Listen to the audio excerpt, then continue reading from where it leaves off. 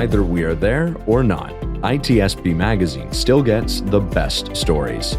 There are plenty of conferences and all sorts of events that spark our curiosity and allow us to start conversations with some of the world's brightest minds. In person or virtually, we sit down with them at the intersection of technology, cybersecurity, and society. Together, we discover what the synergy of these three elements means for the future of humanity. Knowledge is power, now more than ever. CrowdSec, the collaborative and open source cybersecurity solution. Analyze behaviors, respond to attacks, and share signals across the community for free. Let's make the internet safer together. Learn more at crowdsec.net. EdgeScan offers continuous vulnerability intelligence as a service, accurately identifying vulnerabilities and exposures across the full stack. All threats are verified by cybersecurity experts, providing exploitable risk and remediation guidance, virtually false positive free. Learn more at edgescan.com. Pantera, the leader in automation security validation, allows organizations to continuously test the integrity of all cybersecurity layers by emulating real-world attacks at scale to pinpoint the exploitable vulnerabilities and prioritize remediation towards business impact. Learn more at www.pantera.io.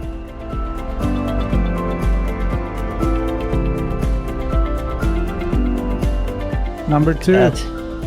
We're on a roll today, Marco. It's back to back, but I'm so excited. It's like I feel like I'm running between all the rooms and the expo halls and everything, except I'm getting weight because I'm doing it by sitting we're instead of actually running. Yeah, that's right. Drinking coffee. Well, this is exciting. You want to make the introduction here, Sean? Yes. So I had the pleasure of connecting and meeting Saman, I guess it was a few weeks back now, and we had a great conversation on data engineering and app development and cybersecurity, of course, wrapped all into that, and it was super cool. And I wanted to have Saman on to have her share what she's experienced this year at Black Hat, and different from some of our other guests that may have been in person for some of the sessions, or like Jora, who's in the business hall, I think, for the majority of the time, and then was at home to talk to us. So he made it home before chatting with us. Saman actually was attending Black Hat live, online, from India. And that's where she's joining us now. So Saman, it's great to have you on. Technology nowadays blows my mind. You can do this. I know. Hi, Marco. Hi, Sean, and hi, everyone. And it's really great that I've been attending Black Hat virtually for the very first time. I got the full pass.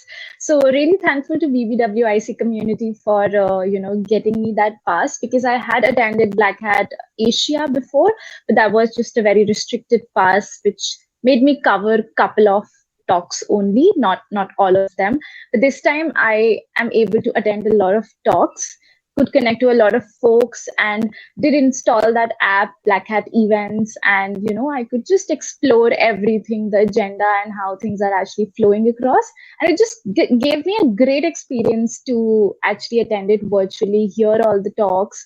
And obviously there's a section for communicating with folks, messaging them, and having a word with them, and then later getting onto the social platform that is LinkedIn. So that is a great experience for me to have that virtual thing. And hopefully I will be flying to US in a couple of days. So probably would be attending Black Hat Touchwood next year in person. So this is I'm considering the last one to be attending virtual. Yeah. That's right. You have a big journey ahead of you. And we won't go there yet. If you want, maybe you can share a little there. But I'm really interested because we had a great chat about the role of data engineering and app development and cybersecurity and that nice mix. What types of sessions did you find you were drawn to I don't know if time zone limited some of the engagement there, but what were some of the topics that were of interest to you? Yeah. So time zone was one barrier, but I just made it, that was not on the compromising end much. I tried to just break that barrier and could attend maximum to maximum talks, because all of the talks were usually after my midnight. So that was the tricky part. So I happened to attend one of the talk, which I was really, really looking forward to. That's a community talk. And that was yesterday at 2:00 PST time. And that was on, we talk a lot about communities. We talk about a lot of work, what needs to be done, how it needs to be done. But still, we still feel that there are a lot of underrepresented people. The benefits are not being drawn to a lot of people, and how things actually flow across, and different other things of different other countries, how people manage it to be part of conferences. Just picking up a very small instance that the two speakers actually talked about. It's Astha and Megan, who actually presented this talk to look beyond the community and look for more solutions on that end. And they just touched upon the topics of, for example, if I, being a person sitting here in India and I wanted to attend a conference in the US, and I just go there in person. So, what all things do I require in the process to be part of that conference, when we just talk about immigrations and other stuffs as well. So touching upon these points, and not just India, but other countries as well, how people traverse and be part of these conferences, and how could they attend it either virtually or in person, what processes go through that. So a lot of things were covered in that talk, and talking more on the solutions and how things could be minimized, how communities should actually talk about all these things as well, of international travel and helping people with immigrations and visa and stuff, and how they can be part of these conferences, because majority of them happen in the States. So that was the highlight of my Black Hat. That was one of the talk by Astha and Megan that I really wanted to attend and be part of it and learn from it what they had presented in the 40 minutes session. And that was really a great takeaway for me and for everyone who would have attended that talk yesterday. Very cool. And I'm a big fan, maybe too much, of this digital conference. When we didn't have it, I was wondering why we didn't have it, because I know that because of what we do with our podcast, we can reach everyone. Sometimes they're like, at what time are we going to post this?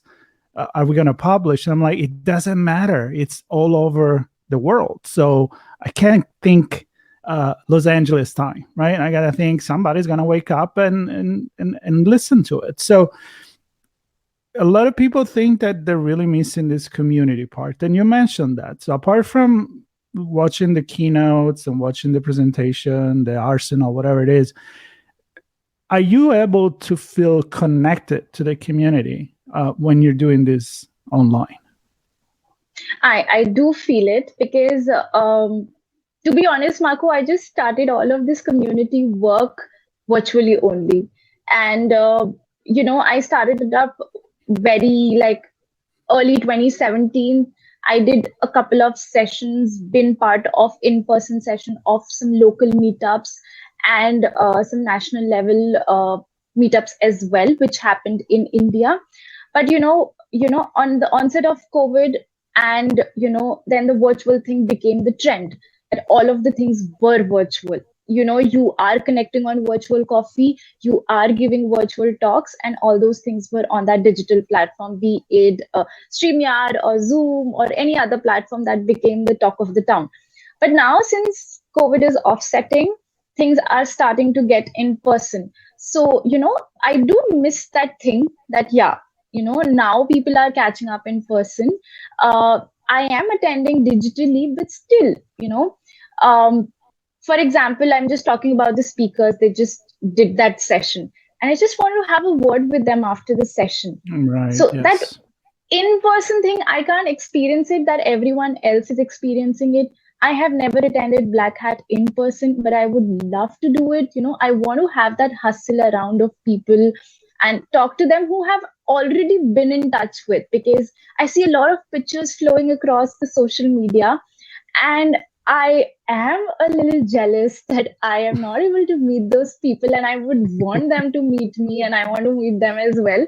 So that's the thing you miss out. That's the thing of the positive FOMO of these conferences when they are both in person and virtual as well.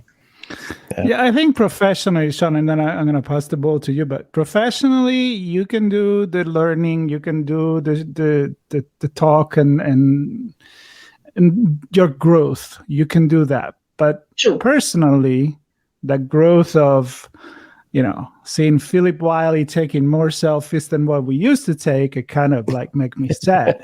I mean, the guy's everywhere. I got to have a chat with him. And then I have Siri on my iPhone that tell me what I did a year ago. Oh, sorry, not a year ago, 3 years ago now, or 4 years ago. And there's like this group of people taking selfies at Black Hat. And I'm like, oh, you're really rubbing it in.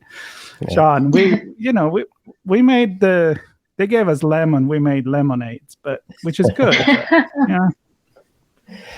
yeah, and I see the pictures as well, and it's a challenging moment when those hit the feed. But I'm thankful that there are people that can keep that going, and I cherish that Philip has that opportunity to make those connections and see people. I mean, other hosts, even on ITSPmagazine, he's meeting for the first time. I wanted to know, was there anything technically that you walked away with that you thought, okay, now that I've heard that talk or attended that session, I'm able to think of something differently now, or look at my job differently now? There was just one talk that I attended a day before yesterday, and it was on the part of social engineering attack. And it was on the note that, we have come across a lot of situations where we see that the particular job title is very legitimate, but instead it is not. It is just a social engineering attack on you, where you seem to see that the website, the way the organization or the agency is actually reaching down to you for your resume and entire process looks very legit, but instead it is not. So I just went across through that talk, and I could actually understand. And yes, as per the abstract which the speakers actually gave out, that after this session you would be able to scrutinize better of how you have to apply for a job on that particular website, and what things can help you not fall into that trap, is something that I have learned day before yesterday. And there was also one more keynote session that I attended half, not fully. It was by Chris on the 25 years of InfoSec, and how with today's solutions and issues you can build up your future InfoSec builders, and how things will be impacted or affected with what we do today to the next coming years. So those were few technical sessions I could relate to and I could attend to that just fell into my time zone, and others were more of community related, so they were in the latter half of the day, so that I attended. But these were the two highlights that the two technical sessions that I attended. One was the keynote and one was a 40-minute briefing. Nice. And I'm wondering, and I don't know if you have any thoughts on this, but because this year was all about 25 years of Black Hat, and Chris's keynote, and I think many other talks were about looking back, and then using that to look forward. And Marco and I are big proponents of kind of looking back in history to understand where we came from, so that we know what we've done and maybe not make the same decisions, or I'll just say mistakes. Wouldn't it be nice? We would be really nice, Marco. And I wonder, because I've sadly been in this space longer than Black Hat's been around, so I've seen a few things. But I'm just wondering, For those that are newer into the space, how do you look at the looking back part? Are there things you can take from it? Do you find value in hearing stories about how things used to work and why they were built that way or why they work that way now? Certainly, yes, Sean. I really want to acknowledge that fact because in 2017, I started with this industry and I knew very less, like very less. I still have to explore a lot of spaces, but still, the journey has to always be a stepping stone one.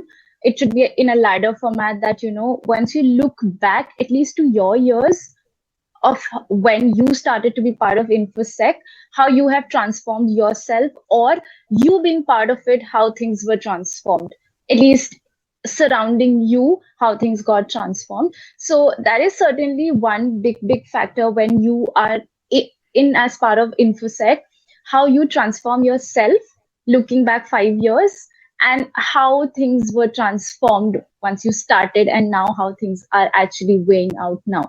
So a lot of things when I look back in my starting years were not there. Like a lot of participations virtually and things of that sort were limited in ways. A lot of things of people communicating about the conferences, how taking their perceptions, like how we are doing through ITSPmagazine, these podcasts, and how things weigh out. Talking to even the young minds as well. Like for me, Black Hat is for the first time I'm attending. So how things are weighed virtually and digitally. So things are actually changing. We are progressing digitally as well as, if you're attending anything in person as well. So we're giving equal importance to both. And we're giving much importance to learning. That's the major fact here. So what we do now and what we do before is something to be looked upon to. Love it. Yeah, it's all a matter of perspective. For me, it's like taking whatever you see. I'm going to bring another example. Like it could be an old movie. You could watch Star Wars, the first one, and kind of laugh about the special effect. But if you go and look how they did it, if you look how they did it at the time, that was groundbreaking. And it wasn't even really special effect. It was like all animation done by slow motion and by hand and inventing cameras. So it's too easy now to say, we're way better than what it was. It's just a different context. So looking back, that's when it's really important. Even, and I love to hear this said by a young person like yourself. You're not doing it with this nostalgia about it. You're actually doing it with a learning experience from the past. So I really appreciate that. Is a strong message for the people that are about to join the industry as well. So thank you for that. Yeah, that's totally something I took it from my journey, that you have to improve yourself every year. So that's how you at the end of the game would see a better personality of yourself. So that's one goal.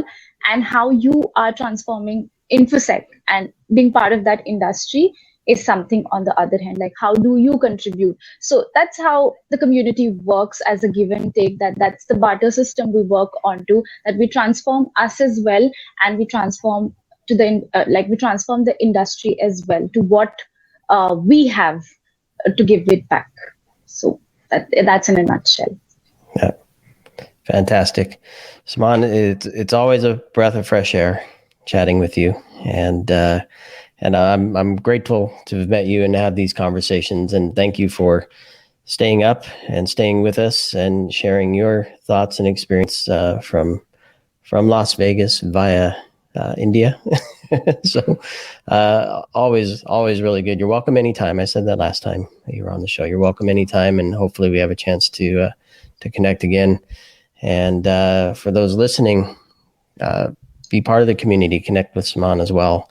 And hopefully next year at Black Hat, we'll have a chance for a big group selfie with everybody. that will be a transformed year. That this year I did virtual and next year in person. So maybe I give it back next year. Perfect. And you can actually make a real comparison between the two, and see that maybe you can say, well, Marco was right. We need both. We'll see. I shall never say that. Never. You were Yeah, right. come on. I know. Once in a while, I guess it. We'll give No, it that Saman, thank you so much. I share what Sean said. Great energy, wonderful. Welcome back. Anytime you have something to say, the virtual door is open. That's good. easy. Someday in person. Yeah, someday in person for All sure. right, that too. And for everybody else talking about opening door and, I don't know, playing with stuff that maybe we shouldn't be playing. Digital in locks, 15, is that where you're 20 going? minutes? No, ICS Village. We're going to stream live Yes. with our friend straight from the DEF CON Village, and they're going to show us what's going on there, how you can break stuff to learn how to fix it and to make it better. Yes. So Looking Looking forward nice, to that. quiet background is going to get nuts here in a minute. oh, it's going to get noisy. So All right. I'm excited. Very So everybody interesting. stay tuned. Yes. Thank you, Saman. Have a great evening. Thank you. And we'll talk soon. Thanks, everybody. See you on the next one. Thank you. Bye. Pantera, the leader in automation security validation, allows organizations to continuously test the integrity of all cybersecurity layers by emulating real-world attacks at scale to pinpoint the exploitable vulnerabilities and prioritize remediation towards business impact. Learn more at www.pantera.io. EdgeScan offers continuous vulnerability intelligence as a service, accurately identifying vulnerabilities and exposures across the full stack. All threats are verified by cybersecurity experts, providing exploitable risk and remediation guidance, virtually false positive free. Learn more at edgescan.com. CrowdSec, the collaborative and open source cybersecurity solution. Analyze behaviors, respond to attacks, and share signals across the community for free. Let's make the internet safer together. Learn more at crowdsec.net. We hope you enjoyed this episode of our on-location conversation. If you learned something new and this podcast made you think, then share ITSPmagazine.com with your friends, family, and colleagues. If you represent a company and wish to associate your brand with our conversations, sponsor one or more of our podcast channels. We hope you will come back for more stories and follow us on our journey. You can always find us at the intersection of technology, cybersecurity, and society.